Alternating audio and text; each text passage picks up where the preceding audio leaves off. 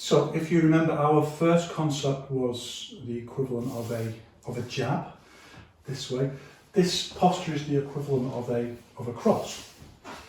So just as with a cross, you turn and punch this way. And see, it's rooted down at the back foot. This is the line down to the foot. So exactly the same way. Exactly the same way. It's rooted this way. It can be a bit abstract, I think. It's both useful and abstract to think of these in terms of punches because it's not going out like that. But the posture is the same. It just comes down here this way. And again, we add in the screwing force this way. And there's only a certain amount your arms can move this way because the wrist can only twist up and twist back a certain amount. So it's a short movement. And again, just as with the other postures, we begin by doing it slowly and just catching the feeling.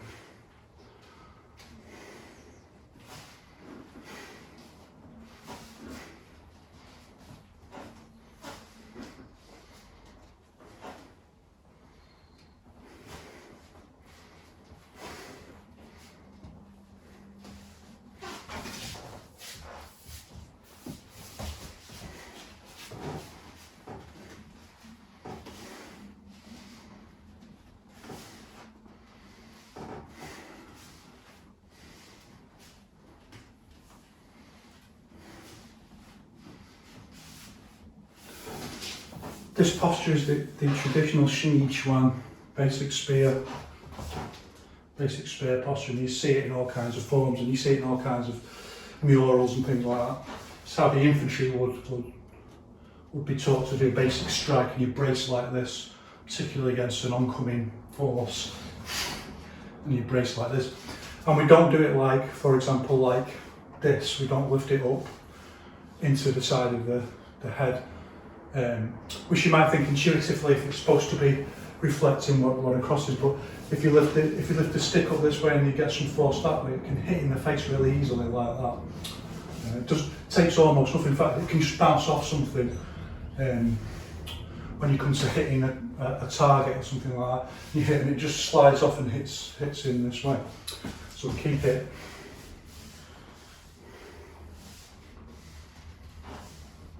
And then next we begin to, the other way, in this way.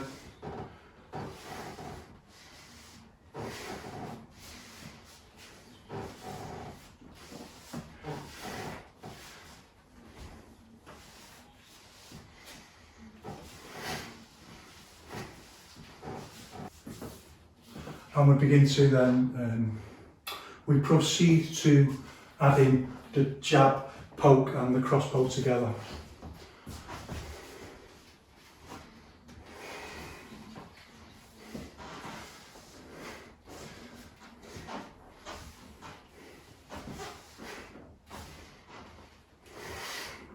So using hit and stop first, up to the lock point, the structural lock point, so flow, lock, flow, lock, so that we get the feeling of what that split second moment where the whole structure locks and transfers kinetic force to the end of the stick.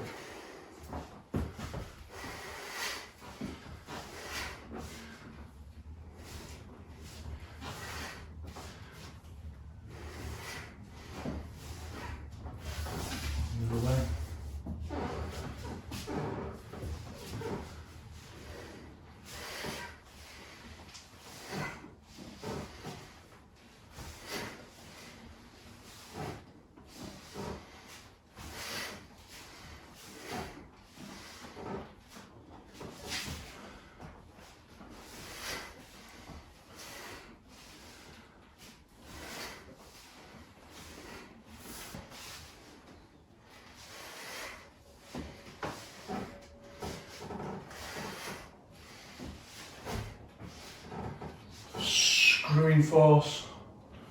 Screwing force. And then we change it to instead of holding at this lock point.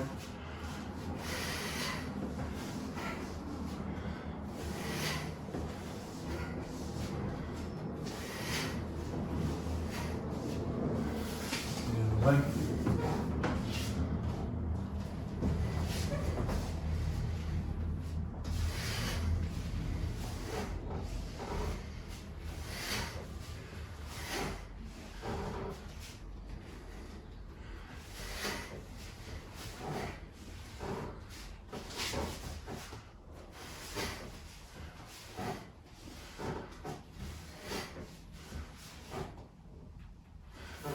Another step that you can do is this oblique step. So from one to change in this way and hit this way.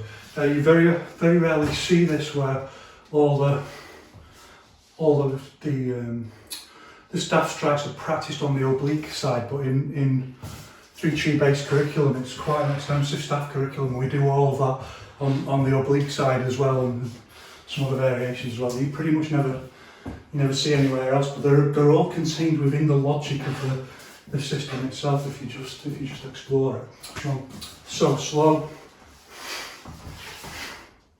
So this is still twisting, it's still this kind of cross. Of course you can do it 1, 2, and then same thing for the jab, but that's not what we're after here.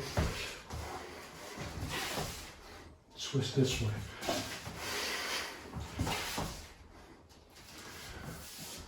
Again.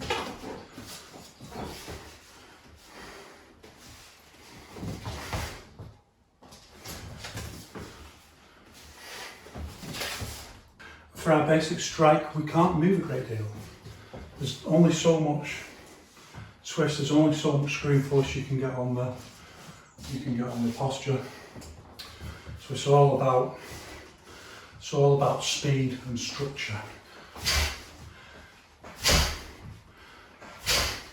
And again, we can do it, the 3 different ways we can do it.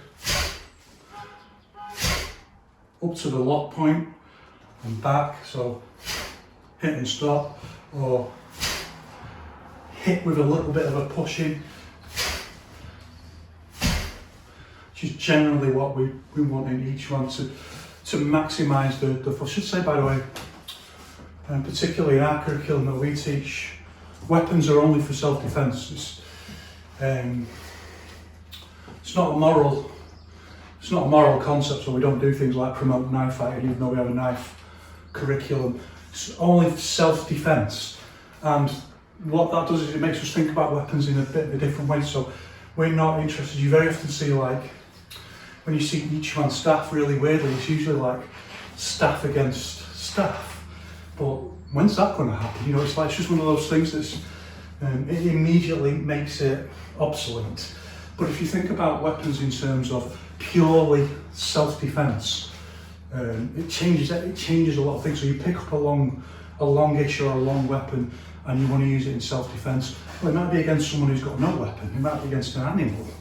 Hence, you know, like we want these lower strikes and things like that. And not just for that, but and we want to do things like maximise the amount of force that we get into a strike and maybe take some risks that you wouldn't do necessarily in sport, because you can think a bit more, you know, about conserving energy and getting another chance in sport that you might not get in self-defence. So this kind of posture where you hit and just push in a little bit longer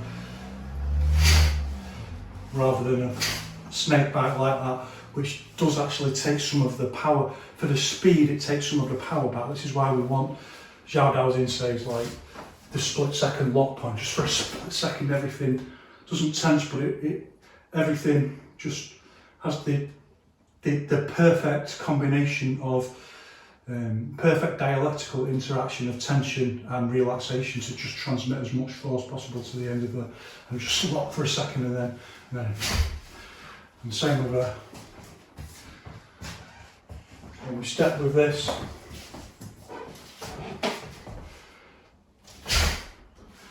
Front foot goes first, and then into this rooted posture this way.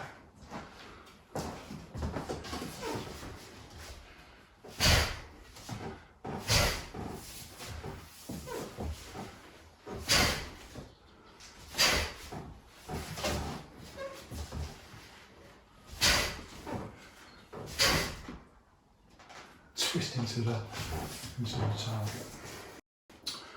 I don't want to get into doing every single step, elementary step that I did in the first video. People, if you're going to follow this, learn fast. What I want to do is combine and show those steps used in combinations and kind of build exponentially quite quickly, if you're following along. So our first one is 1, 2, off the spot.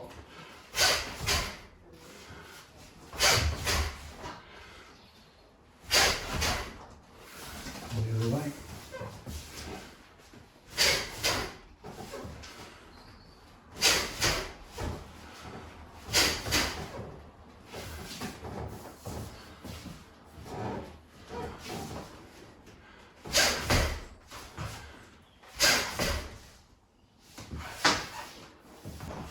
Next is 1, 2, in with the step, which also adds some force. In each of the secret of each one, really, I mean, you're free to think about it how you want, but what I recommend that you do is seek all the different ways that you can add force into a posture and let that guide you and let that be your teacher. So one of the ways that force can be added is just with this body weight shifting in. It's just physics at the end of the day. So 1, 2 with a little half step.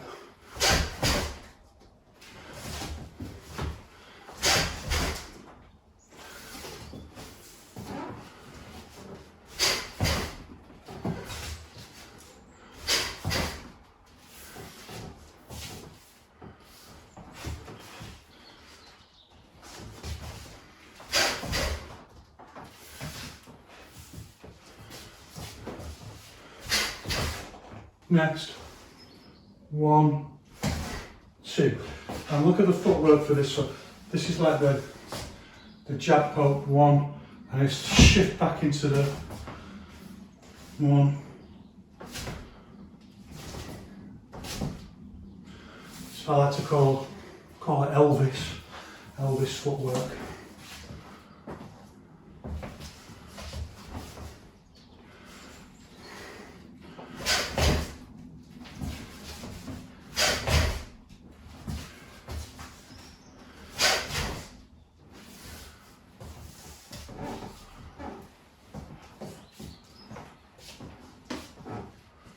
The other way. 1, and then shift.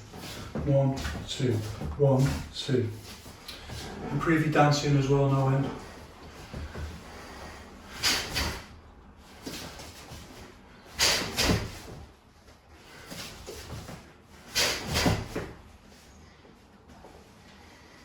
Next we use this little half step into 1, and then we change into the, it's not the same as 1, 2, it's coming from the back leg, hidden step, but it's into the jab posture first. So we're being frosting and straight in.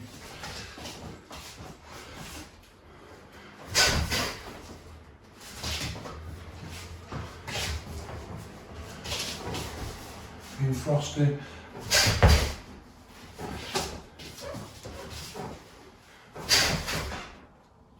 The other way.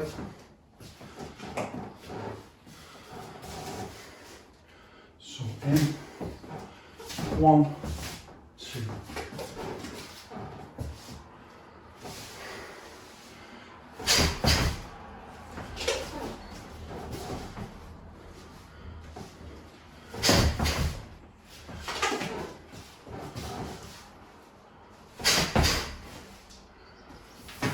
Exactly the same moving back, and as you're learning these, you're learning all the elementary footwork that you apply to everything. So,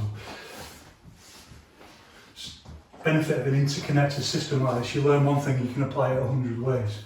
This is a little bit more complicated. So the front foot comes back, 1, and you change to this front foot routine. So you can then change into this back strike. It's a little bit more of an advanced skill.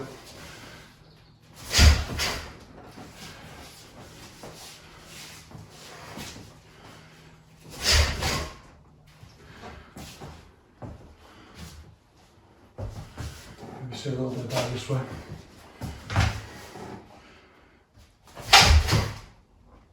Again. So, back, front foot, 1, 2. Elvis routine again.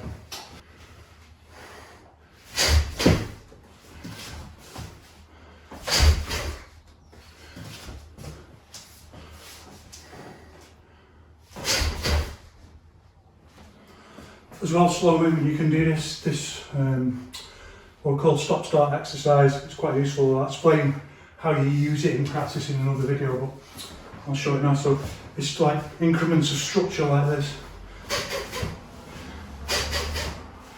but we've not done like that. The trick is to do each one with power, and that is really not easy, I'm telling you. But you can have a try. Or up. Another way. Or these are for the jab.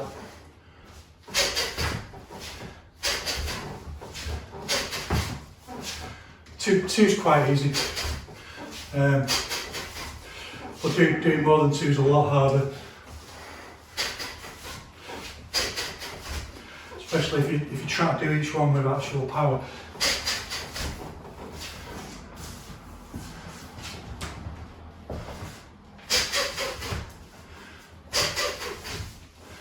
We can give it a go. It's quite an interesting exercise actually to practice, so give it a go. Don't say no, just give it a go.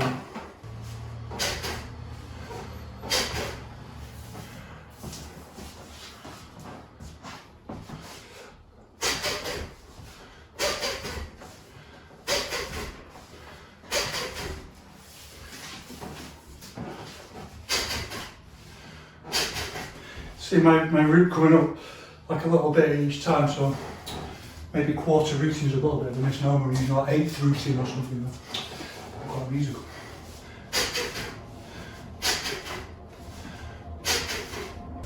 As ever, we want all these postures at 3 different heights. So head height, mid height, and low height. And those aren't rules about where you can hit. They are, as I've talked about before, they're reference points. So there's an infinity of possibilities in between, but you don't want to do infinite repetitions of the same posture. I don't believe in this idea. People will say, and someone says, how long should I do this? And someone will say, just keep doing it till you fall over or something like that. And I don't think it's good pedagogy. At a certain point, if you're doing something wrong, you start drilling that in more than you're not getting any improvements by continuing to do something wrong, but you do start to drill in the thing that's wrong. So you've got to think, this is what Yao Zhongzhun talks about, you've got to think holistically about breaking the curriculum up, only doing a certain amount on one thing, and then going and practicing a different variation. So you don't want to do infinite. You could practice like this, I suppose, but again, you don't want to be doing that all day because there's other techniques that you want to be practicing, and you learn more and you get better at that original thing by practicing other things holistically. And I'll talk about this in another video where I talk about the 95% method that helps you train better, helps you train smarter. So we use these three points as reference points, and you can even go across this way, you can go across this way that you don't very often see trained, but what we do. When we do this kind of cross punch, when we do it low, we don't want to break this rule, so we don't want to bring this stick too far up to the face like that. If we miss and someone just puts their foot on it, it'll go into our face like that probably. So what we do instead is we bring it out a little bit like this and stab it in a little bit from the side. That's our orthodox Song Emperor Shaolin staff theory. Attack the centre line or attack 45 degrees either way. Still attacking the centre line but from 45 degrees. So we bring it and we attack it from the side.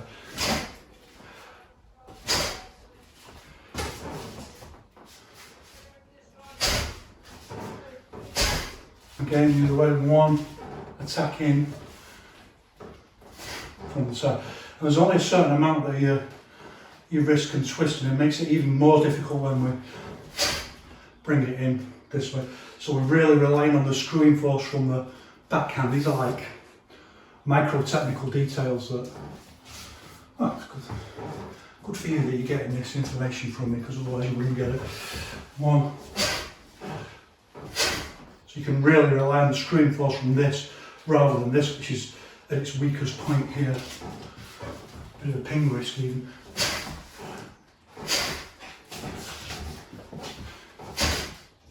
So it's out this way and in at an angle, and then we can change into another posture.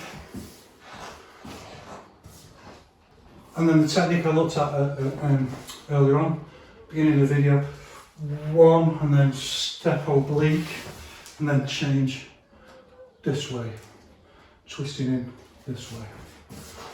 One, then the footwork's a little bit, well, it's a skill you develop.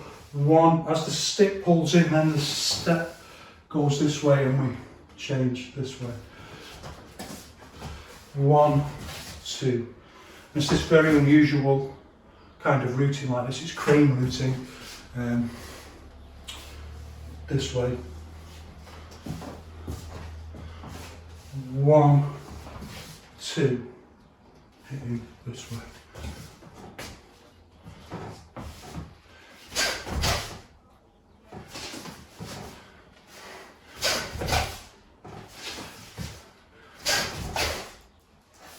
The same this way, 1 and 2. It's not the only way of routing this, by the way. I'll show you another way in a second. But 1, 2 in this way, crane routing, just like in the crane form you would do this.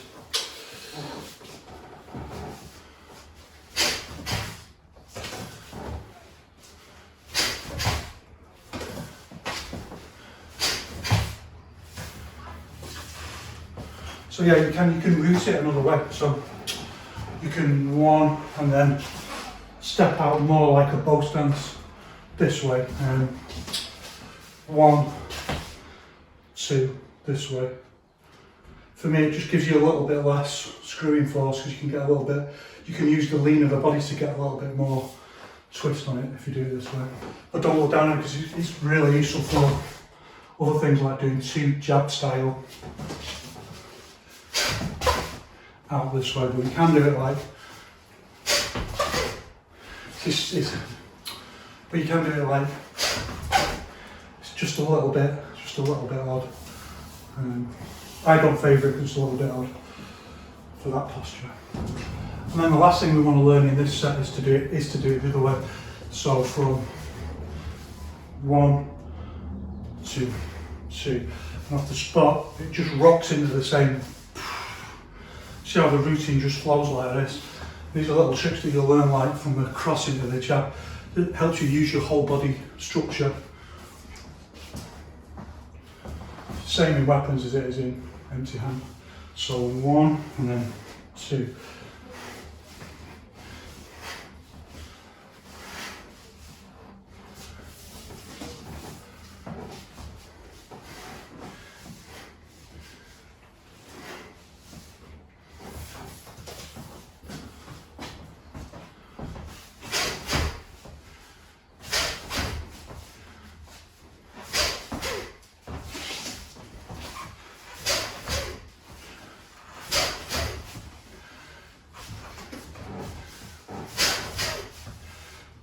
See the little wobble on the end of the stick, that's what you want. It indicates that your structure it's got the right degree of dialectical interaction between tension and relaxation, so that the force has to transmit to the end of the stick. It's exactly the same thing that happens when you hit a punch bag, right, and the energy goes up into the chain or the rope and you hear it jump or hear the chain rattle. So the energy's got to go somewhere. It goes right to the end. So 1, 2.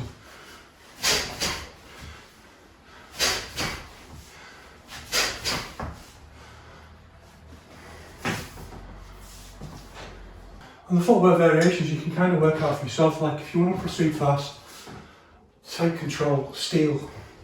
steel, well shoot, that's the only way, steel it. Begin to access this idea of the multiplier effect. Well, if I can step back with a jab like that, I can step back with this posture, but just thinking about the different requirements of the routing. So with this combination, 1, 2, moving back.